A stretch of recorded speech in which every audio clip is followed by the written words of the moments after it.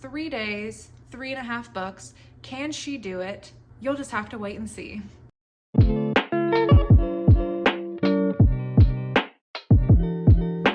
Hello, welcome back to Winterween Part 2.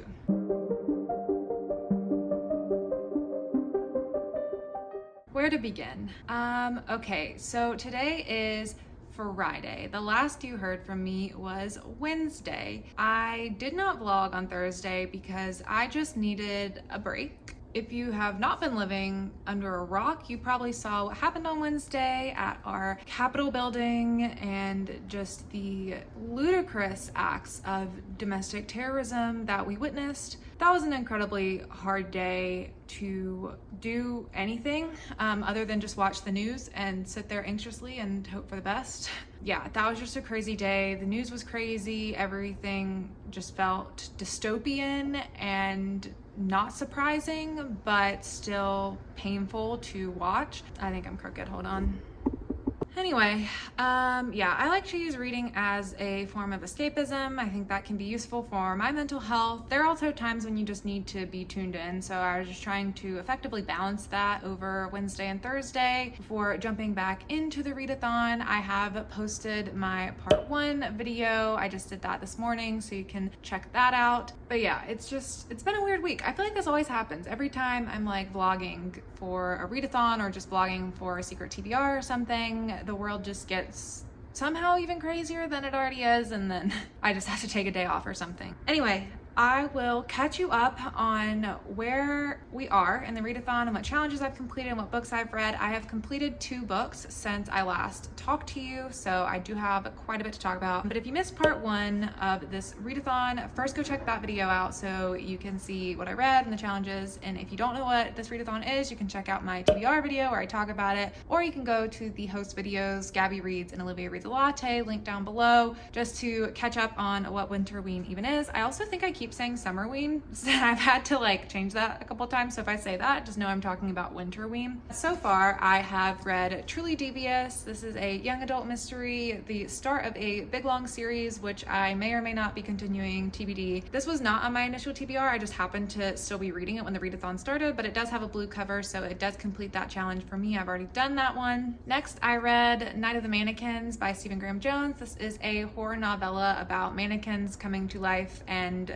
it's a slasher and it's a good time, and I gave it 5 stars, and I think it's a new favorite horror book for sure. And this completed the challenge for reading a creepy novella or short story. And then I read The Haunting of Hill House by Shirley Jackson. This is a classic haunted house story, and this completes the challenge of reading a book with the word haunt in the title. In my last video, I was in the middle of reading this, so you haven't heard my thoughts on that, so I can share those now. Basically, this is one of those no thoughts head empty type of stories for me, where I just don't have a lot to say about it. I'm not gonna think about it a lot. It's gonna just erase from my brain here shortly. I didn't love it, I didn't hate it, I just gave it a 3 stars. I thought it was fine. I definitely enjoyed the show way better, but they're really oranges and apples. Like, you can't really compare them. They're very, very different. And just the complexities that are in the TV show of how they tie it all together, I just love all the complex layers of digging what's going on in the house and what's going on with the family. I just really, really love the show. The book was just like a haunted house story that, I mean, it was well written. The characters were fine. Everything that happened, it was just fine, you know? I mean, I don't really have a lot of thoughts about it. I just was a little underwhelmed, but that's okay. Every book doesn't have to be a 5 star, it's fine. Also, if you're wondering what that is, that's my dog's harness that goes on, you know, his body, on his leash so I can walk him, and I just left it in the middle of the floor. So that's what that is if you're curious. And then next I read Split Tooth, which is, I don't know how to describe this book. It is a mix of prose and poetry. It is a fiction book, I think, but it feels like a memoir, but I think part of it also is a memoir. It is very fantastical and earthy, and I believe like inspired by Inuit mythologies or ideologies. I'm not really sure. Well, first I'll tell you, this completes the challenge for reading a book with a winter setting. And I also have already completed the challenge for reading a book in the dark, because I've done that like every night. So I've already completed all the challenges. That's exciting. I still have more books to read. But back to this book. So I don't think I was smart enough for this book.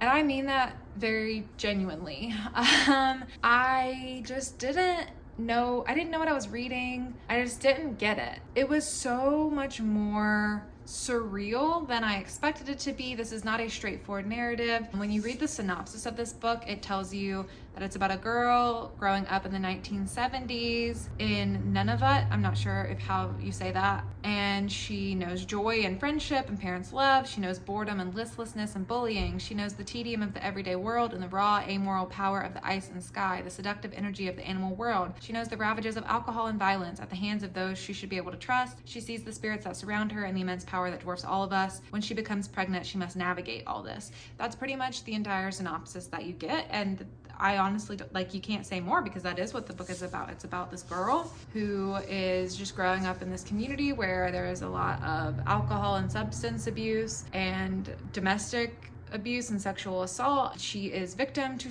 a lot of that, and she does see all these spirits around her. She has these really interesting experiences with the earth and the natural environment.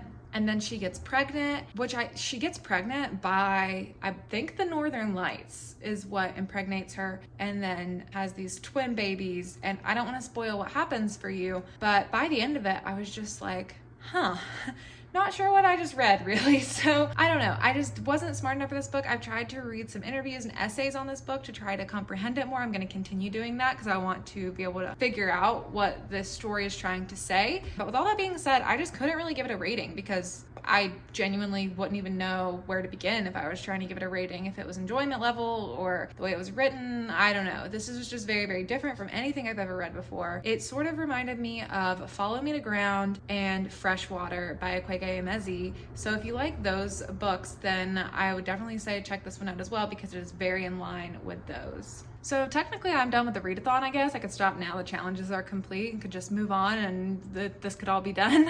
But that's not what I'm gonna do, because I still have some creepy books that I want to read. So the first one that I want to read is Hark the Herald Angels Scream, which was on my Winterween TBR. This is a short story collection of Christmas related horror stories. Like I said in my TBR video, I don't know if I'm going to try to read the entire book or if there are just gonna be a couple stories I wanna pick out from authors I know, like Shauna Maguire has a story in here that I definitely want to read, Sarah Pinborough, Josh Mallerman. So I definitely want to check out those stories. And then if I'm really enjoying them, I might end up reading the whole book, but I don't know, we'll see how that goes. So I definitely want to prioritize this one. And then the other one I'm really excited to read is Tender is the Flesh. I've just been dying to read this book. It is also really, really short, so I'm so sure I can get through this one. I even have more books on my list that I want to get to, so I would really like it if I could also get to The Wife Upstairs. I own that book, I just don't want to go get it. This is a gothic thriller inspired by Jane Eyre. It takes a unique turn on Jane Eyre, and everybody is just buzzing about it. It just came out. I would love to read that one. And then I also have The Wrong Family by Taryn Fisher, which I think I'll be able to read really quickly because her books just tend to go really fast, that I would also like to read if I could. So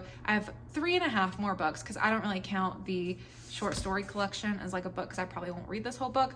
About 3.5 books left to go, and it is Friday, and the readathon ends Sunday, I believe. So 3 days, 3.5 books. Can she do it? You'll just have to wait and see.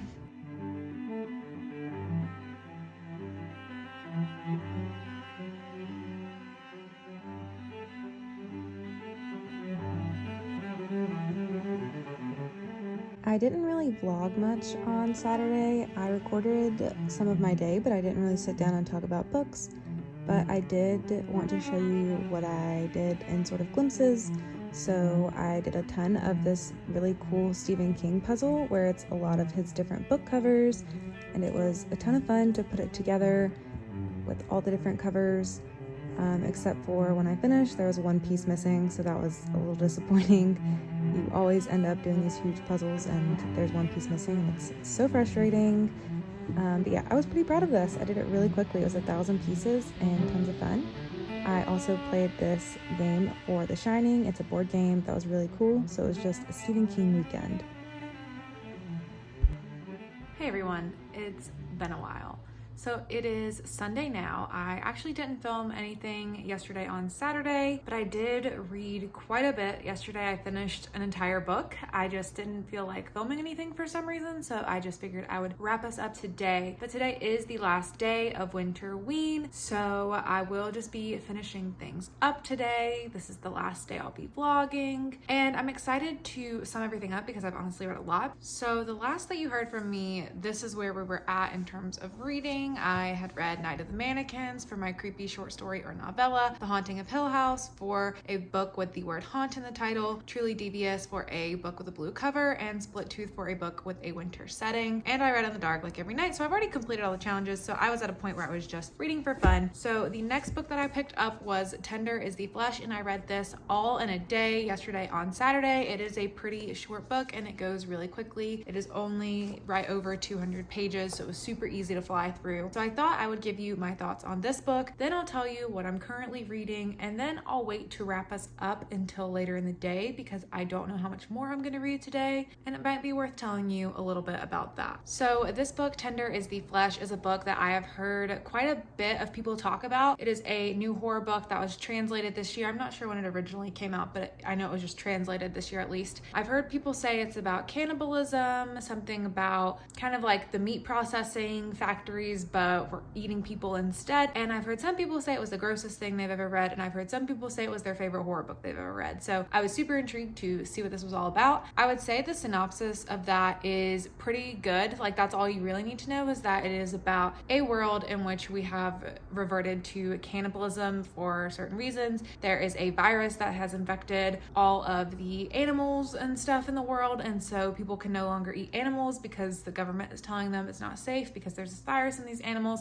And so gradually through the transition period, they turn to eating human meat and processing human meat instead. And yeah, it is fairly bizarre to read about. It is definitely super duper gross. This is one of the grossest books that I've ever read. If you have read like The Troop by Nick Cutter and thought that was pretty gross, like this is even grosser in my opinion, because it's just so bizarre to hear people talking about eating human meat, and they eat it like literally there's a scene where they pull fresh meat off of a girl's arm and eat it, and that was a lot. So if you're sensitive, maybe this is not a good book for you. I would say my overall thoughts on this book, I was kind of struggling to figure out how I felt about it as I was reading the book. I was really intrigued by the concept, but it has a sort of tone that I don't find particularly intriguing in books. I find it to be pretty dull and like hard to stay invested in. It's also not so much obsessed with like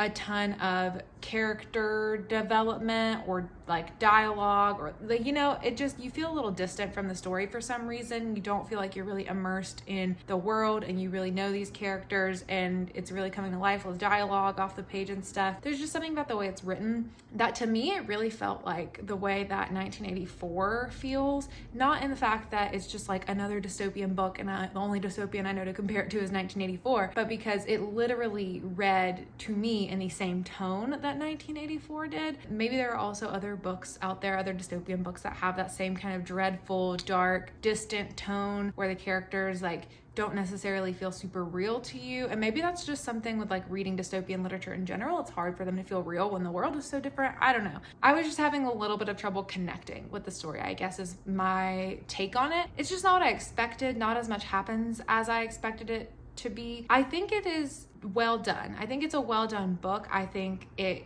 communicates what it needs to. I think you could really analyze this in a literature course and really dig into it, see a lot of symbolism, foreshadowing. Like, I think there's a ton of stuff to examine in this book. I just personally didn't love it like I thought I might. And so all that to say, I would give it like a 3.5 star rating. Thought it was good.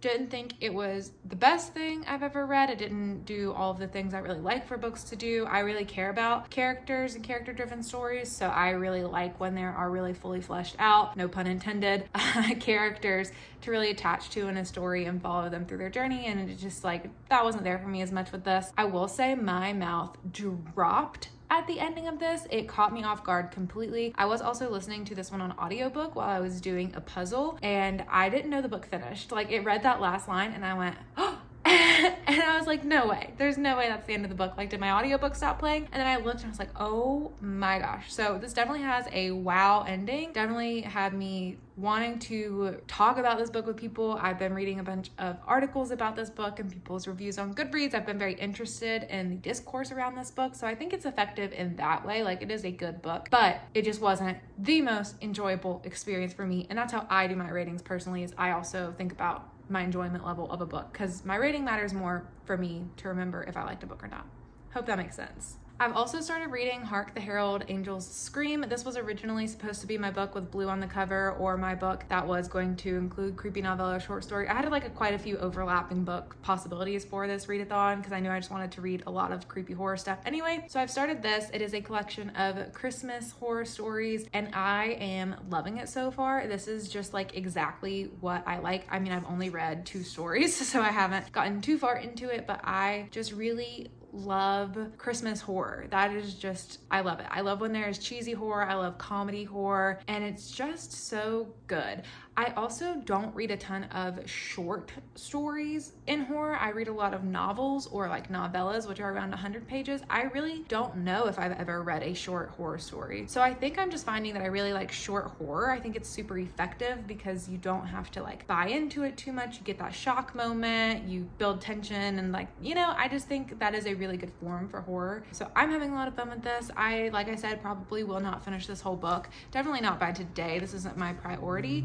But I do today want to read Shauna Maguire's story and Josh Mallerman's and maybe Sarah Pinborough's today as well, because those are all the authors remaining, I think, that I know of. But like I said, I'm just having a good time reading this. I like still being in the Christmas spirit, even though it is like mid-January at this point. I don't care. I'm having a good time. So got a couple more stories that I want to get to in this one by the end of the night. This will probably be the book that I take to bed with me. So you probably won't hear me talk anymore about this book until my January wrap up. And then I also really want to read The Wife Upstairs. This is the book I just have really wanted to read. It either just came out or it's getting ready to come out. It's very new. This is the Jane Eyre retelling, the Gothic story. It is also the book club pick for Gabby Reed's new book club, the Book Troop, that she is starting this month. And since this is her readathon, it only kind of makes sense to also read the book for her book club. So I'm really excited to read this one. I honestly don't know if I'll be able to finish it today because I haven't even started, and it is right under 300 pages. But sometimes thrillers go really fast, so I'm not sure. We'll see how this one plays out, but I am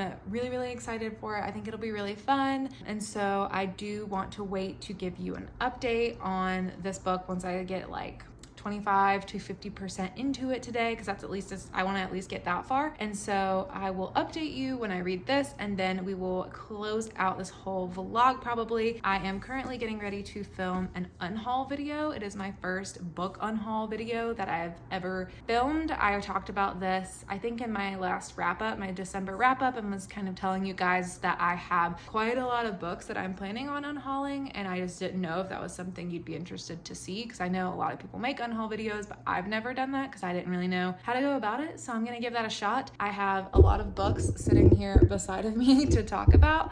The unhaul video will not be coming out until after the Winterween video, so you can expect to see that soon-ish in the next week or two. But yeah, wish me luck with that, and we'll see how that goes.